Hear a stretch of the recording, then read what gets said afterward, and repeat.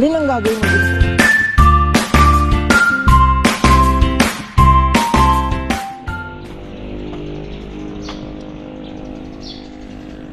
Uy, magandang buhay mga farmer. Napalabas ako, may dalawang sasakyan na naman galing sa taas. Naligaw na naman. Naku naman. Hindi po natin pwedeng gawing araw-araw. Sabi ko nga pwede siguro mag-ano ng kung wala na talagang gagawin araw-araw. Pero yung weekdays, pwede tayong merienda type lang na ano. 'Di ba? So ayun, ano bang ginagawa ngayong araw mga farmer? Dalawa lang ang tatlo, Jomar, Nenel and Rizal. Ayan. Tapos si Nenel ang ginagawa ito. Oh. Ang problema dyan, Nel, space. Bakit ganyan pa? Nakaano na lang sa ano yan kuya, sa Lamesa. tapos yung resibo na lang may number. Nasa lamesa na siya, no? Oo nga, ano? May lamesa na. So ibig sabihin, naandun na siya sa lamesa, ikakabit na sa lamesa, uupo na lang sila doon. Okay. Sasabihin sa kanila yung number na. Oo, tapos yung resibo may number. Magiging tatlo nun yung resibo nila kuya. Sa bisita tapos Sa kusina. sa kusina. Oo. May naligaw na naman dalawang sasakyan. Takam na naman sa lechon yun. Parang yung kahapon, umabol na expander, puti, alas 4:30 na ata dumating. Galing pa daw ng Tarlac. Dismayado. Naku, pasensya na. Wala na, ubos na. Sold out po kasi kami kahapon talaga. So ayan. Tapos si Bebe, ang inaano niya, gusto niya mas mahabang lamesa. Gusto niya mas mahaba. Gusto mo ako ng mas mahaba. Ito. Oh. Ito. Mas mahaba kasi parehas lang po ito ng sa bahay. Nailalin ba mas mahaba? Ito yung saba dito sa loob. Mas mahaba ito. Parehas lang.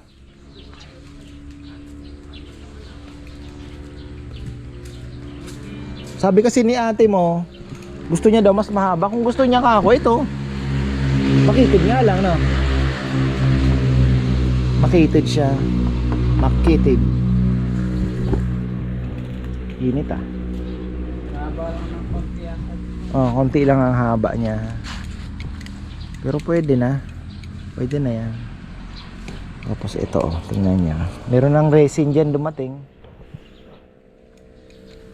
Kulang pa ng ano. Ha? Lalagyan pa ng butterfly sa likod. May mga malalambot yung ano. Ito na yung harapan. Yan yung panting niya kuya. Ha? Maraming. Sabagay, kung sa kainan naman pala ito lalagay, ano? Okay lang. Ito makitid, oh. Pero medyo manipis ba? Makapal din. Makapal. Pwede na to. Lamesa. 1, 2, 3, 4. Ang ganda ng pagkakaano niya, no? Si Pipoy na andito. Ano bang mga papaayos natin kay Pipoy? Motor. Ba? Dalawang araw na lechonero po ito. Papatanim natin kay Kongkong yun. Dala ni Dindin. Hindi ko alam kung anong sili. Pero hindi ito siling yan. Ibang sili. Kumulot eh, oh. Pero parang ano tong siling to. Ito. Napalitan na? Kabilis naman. Sampa ko. Ha? Ang saya. Kahirap pa tayo. Yan, pinalitan na po ng ano, ng shock. Ngayon, sabi ko, oh, mapalitan din to, oh. Ano ba to? Sa clutch to, ah. Hoy, hindi ba mapapagaan tong clutch niya? Palitan po. Papalitan mo na rin, eh. Na. Oh, tingnan mo naman. Ford Ranger to eh. Ito yung aking ano eh. Pag ano na eh, palitan mo rin na. Matagas ah. Ano yan? Langis? Ito po niyan, itong o-ring yan dito nasira na po niyan. Langis yan. Oo. Lumang problema niya na yan. Hindi yan makuha. Kasi nga po din yan ang pandikit. Gasket all. Ang sasakyan.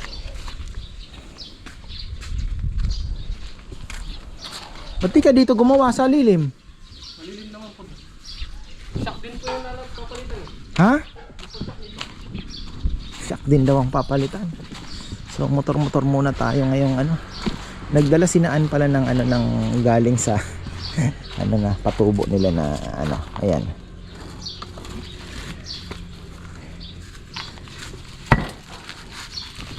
Mabilis lang palang palitan.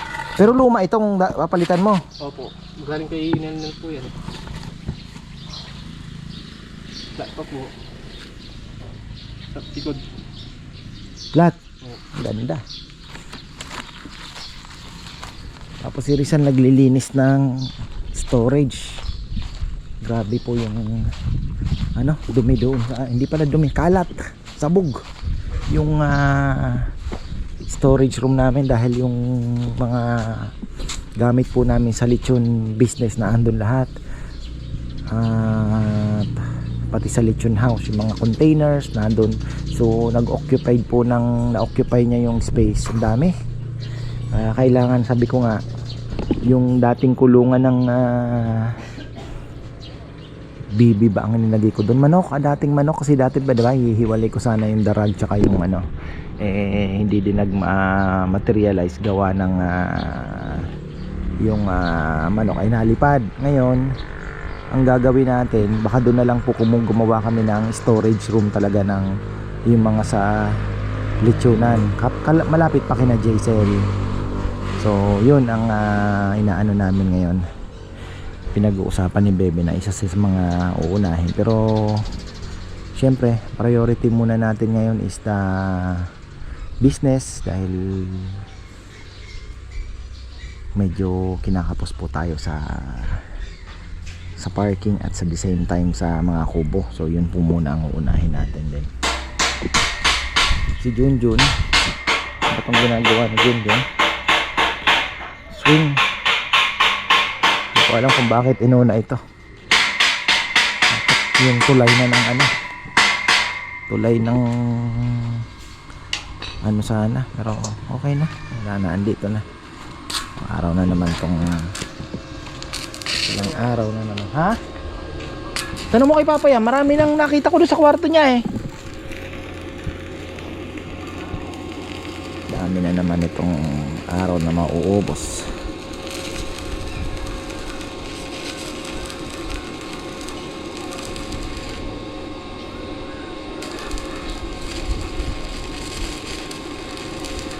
Alin lang gagawin mo dyan? Frame lang? Oo yan. Yung base lang niya? Babalik lang. Yung base, saka yung ano. Babalik lang yung bubong. Eh di parang gumawa ka ng bagong swing. Pero yung swing, yung ibabalik. Hindi ganun. Yung frame lang. Yung frame. Pero ayan yung time natin doon sa ano eh. Yung tulay sana. Yung ano pala, naandito pa. Yung Sal.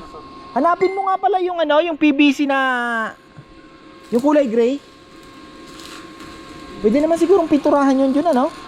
Kakapit ba pintura doon? Yung ganyan, ganito. O di yun na lang ang gawin nating pangalan ng ka-farmers. Mapalitan na natin yung ano, wag na stainless.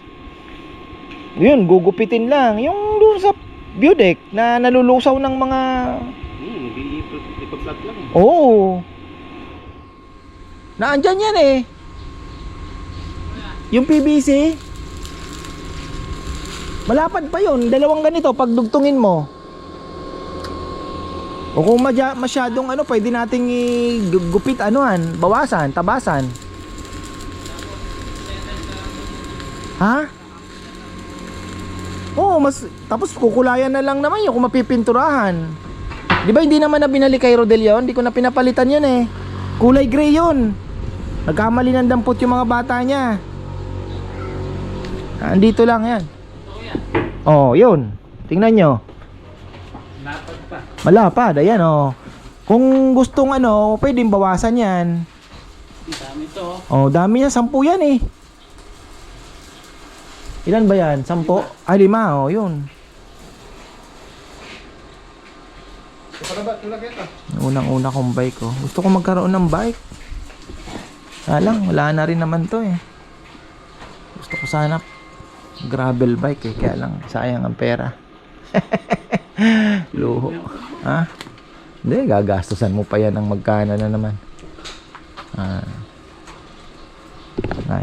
Yung bike ko na ano, gusto daw may video ng bike nung kailan ba yun, nung pandemic. Tapos sabi ni ano pabili sa akin, ay kakawag na, ayan, kuhanin mo na lang yan. Binigay ko na lang yung bike ko.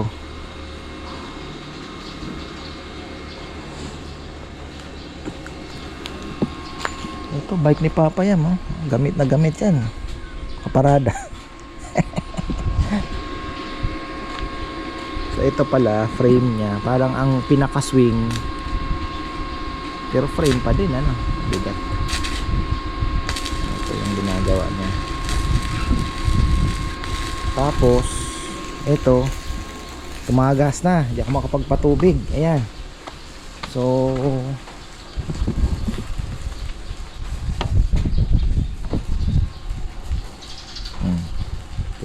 bukas na to, titigas yan bukas, parang kulang ng hardener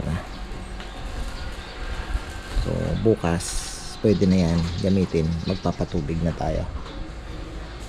Humina ang amihan, baka tayo ay makasingit, wala na rin po talagang isda, yun ang problema, ang lakas po ng lumpiang isda natin. Malinaw ba? Ay, yung ano, kala ko ito bukilya. Ang kailangan niya outlet, ilaw, tsaka sa electric pan. Oh, switch pa. Electric pan. Electric pan bali 3 kuya. Yung pan. Yung sa kainan. 2. Wala din. May isa sa kainan walang hindi na gumagana na. Oh, wala na po. Standard na nga yung binibili ko. Hindi pa ba matibay yun? Sunog yung motor niya. Ha? Sunog yung motor niya.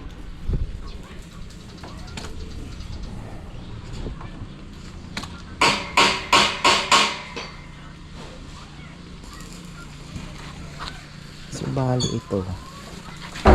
Pakabayan. Ito na nakasalit. Tingka pa. Daming wire. Bago. Wire papayang. Meron po ba? Oo.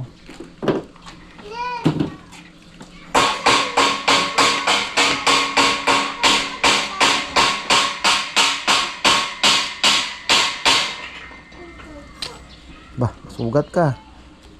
Ano ka na lang, kutsilyo, hindi mo kaya, pukpukin mo lang, mabibiyak.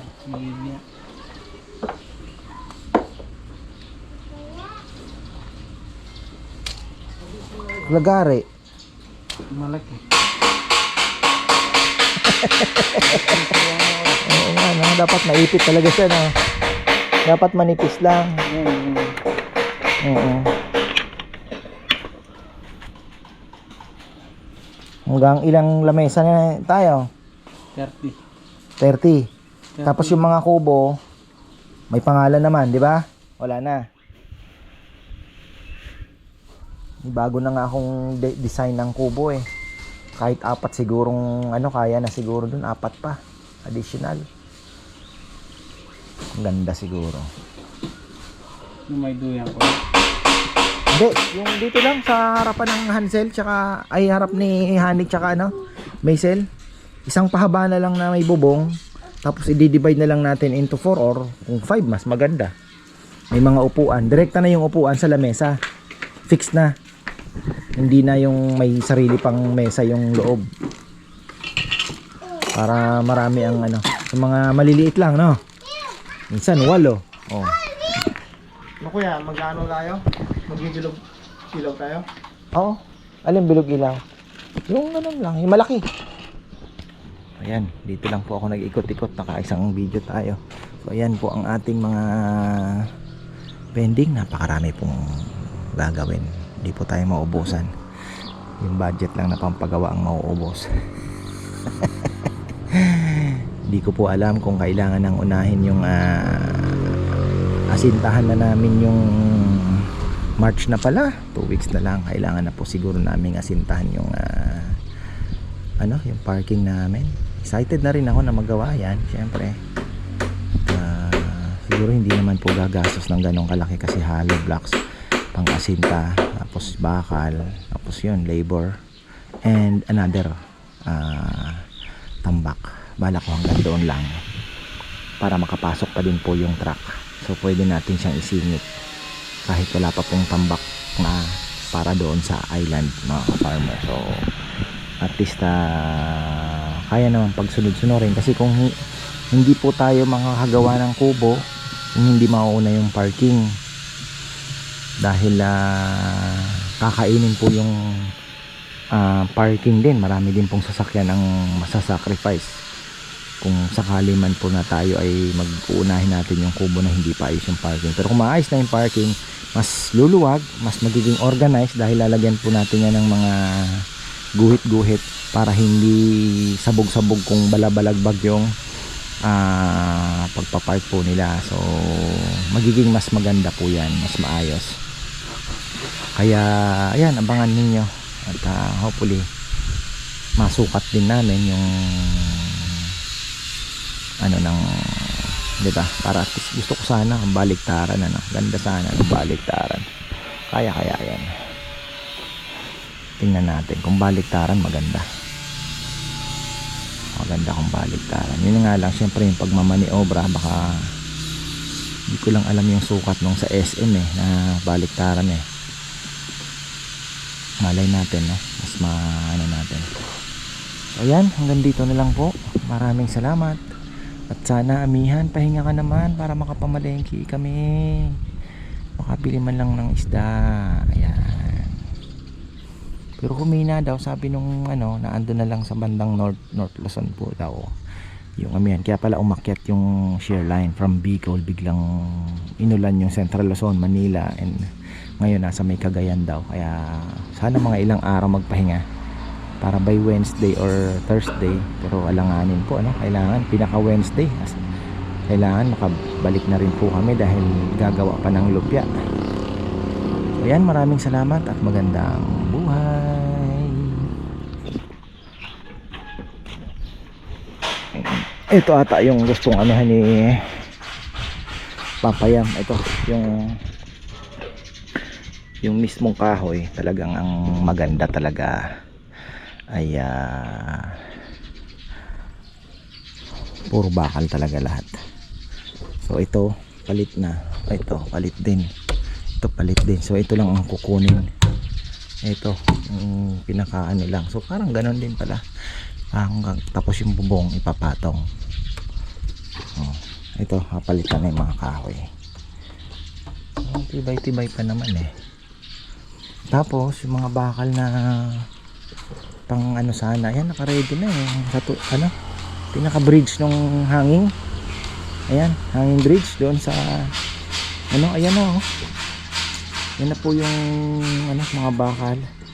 So ang plano po dyan, kagaya ng sabi namin, ang gusto ko sana mukhang kawayan siya. Tapos pwede naman nating ipapakyaw na lang para naman pansinin tayo. Busy din po kasi yung artist So ang plano ko dyan, ipapakyaw na lang yung total siya ang magaling kasi talaga bago ikabit, naka bamboo style na. Tapos ayun, gagawa na lang natin ng yung poste din, parang kahoy din, para magmukhang pa din, nature pa din ang datingan, diba? Aesthetic pa din. So ayun, ayan mga ka-farmer, ang bilis ni Pipoy Check mo din po yung ano ko ne, yung sa barako ne. Okay. Kung may bumbilya o Hindi rin ano. pala umaandar yung sa stoplight niya. Na? Yung ilaw sa likod, di rin umaandar. Pag pinreno mo lang, doon nakaandar. Pero sa ilaw, hindi. Ah, oh, tingnan mo rin eh. Wala ba? Wala. Tingin ako Patay. kanina. Kailangan ko nga ding linisin to. Ganda yung panlinis na ano ko. Nakakuha. Ayan.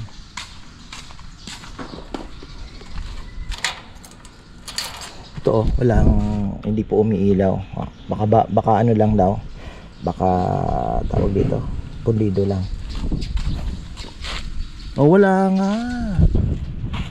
Wala. Wala.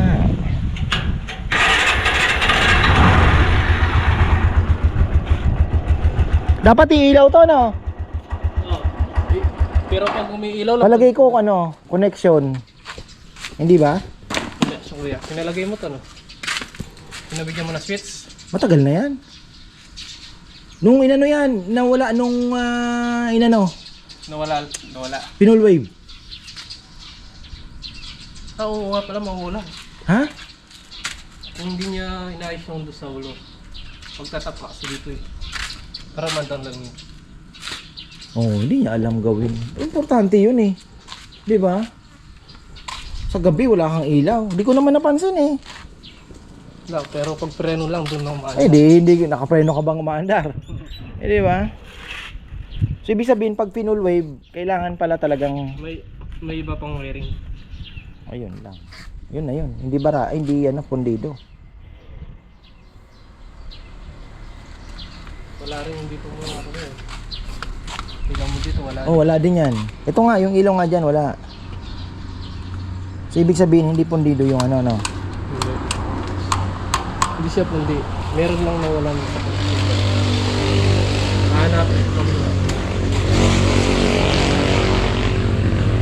Ay, buhay.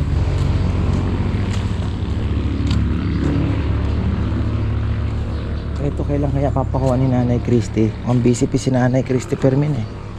Yan o. Ganda. Ganda ng pagkahasli talaga. Ganda talaga. I admire Acacia. Ito po ay natural niya lang ha. Wala po yung, wala kaming inilagay na kung ano. Natural niya po yan na haspi talaga. Oh. Ang pinangkulay namin dito is ano lang, clear gloss.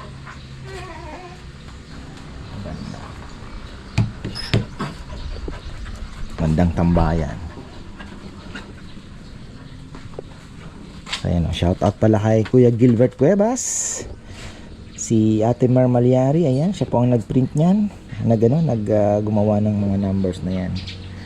Ayan o. Marami pong salamat sa mga nagmamahal sa amin. At tingnan nyo naman ang bogies ni Bebe. Kaganda. Solid no? Ganda rin no? Muntik nang maputol yan. Hindi niya lang pinaputol. No? Grabe ang ganda. Wow.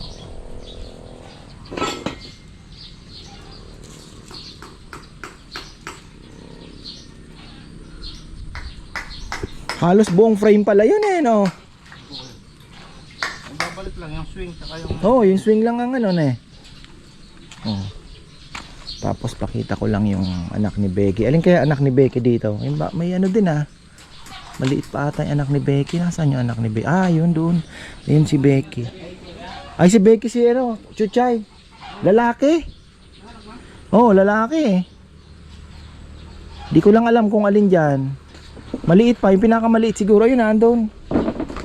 Oh, naandun sa pinakamaliit. Oh, si Chuchay yun doon, di ba? Payat nga lang talaga oh. Payat. Ayan, oh, yun si Chuchay yan. Ayan yung anak niya na ando sa likod niya.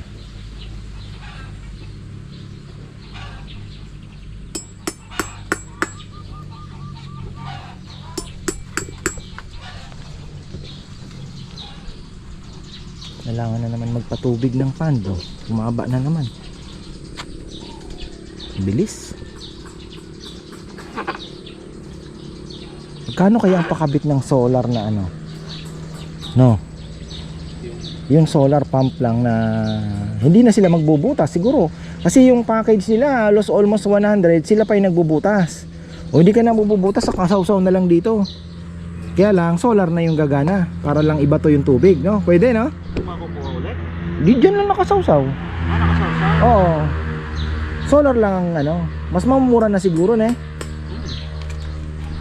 Hindi. Kung walang tubig ko yan. Yun lang ang disadvantage. Yun lang. Ay kaysa magbubutas tayo. Magkano namang gastos nito kasi lang magbubus ko yan? Almost 100 din ata eh. Kasi si Makimoto 100 din na sinabot eh.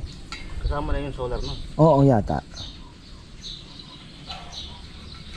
Pero kung i-install na lang nila, tapos dito na makasawsaw, di ba? Hindi na ganun kamahal. Yun sana yung gusto kong ipagawa, ng kasawsaw lang dyan. Para at least kagaya niyan kung ano po, tuloy-tuloy may ano. Tapos gusto ko patakbuhin yung hose, ay yung tubo. Papatakbo tayo ng tubo, doon ang bagsak sa may gitna. Ano, lalaki ng tilapia natin dyan, eh. Busog.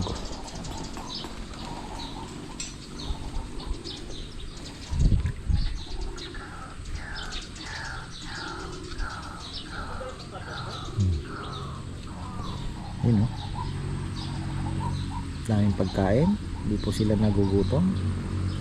Oh, ayan oh, yung mga lumot. Kita niyo yan? Laki oh. 500 grams siguro yan. More than. Yung kinakain nila yung sa may kangkong lang. Hila-hila nila yung mga ano.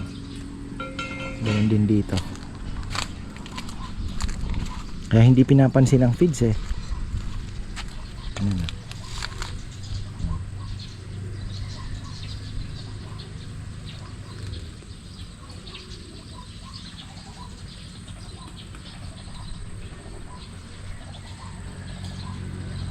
Duckweed.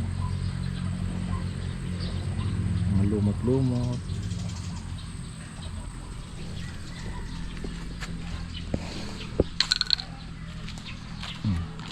So ayan po ang ating activity. At least napalitan na ng ano ni Pipo yung Ford Ranger natin. Napalitan na ng tawag dito. Actually Euro po yan hindi po yan TMX. Tangki lang yan pero Euro yan. Yung kanyang shock. Tapos yung kay kuya naman na kolong-kolong na legendary yan. Tagal na po yan. Second hand niya na nabili pero magana pa hanggang ngayon. Lakas din yan. Napalitan na rin. Tapos si Barako ang problema yung kuryente. Sana makagawa din ni Pipoy. Pipoy magaling to eh. Ano?